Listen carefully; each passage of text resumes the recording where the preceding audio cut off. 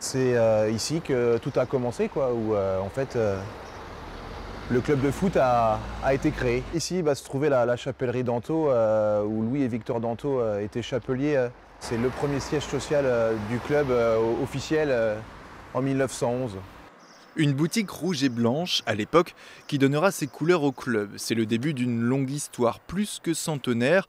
Romain Thirault la raconte dans un espace aménagé au stade et que l'on peut visiter les jours de match. Là, on voit la première équipe de l'USS en 1911 à l'hippodrome de Sillé-Plage. Un an de travail pour collecter photos, maillots, articles de presse, trophées. Un musée fait maison avec le cœur et les moyens du bord dans un but bien précis. C'est de fédérer et justement d'honorer et de rendre hommage, comme je vous disais, tous les gens qui sont passés à l'USS depuis plus de 100 ans. Et justement, qu'il y ait un lieu dédié à cette mémoire et qu'elle puisse être transmise.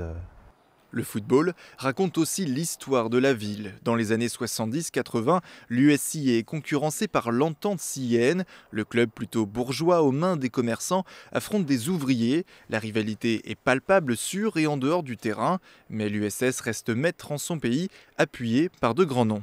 La période faste, on va dire, c'est à la fin des années 70, début des années 80 avec Jean-Claude Bescon et après avec la venue de René de Reudre. Et René de Reudre, il faut savoir que c'est un ancien joueur de l'équipe de France, puisqu'il a participé à la Coupe du Monde en 1954.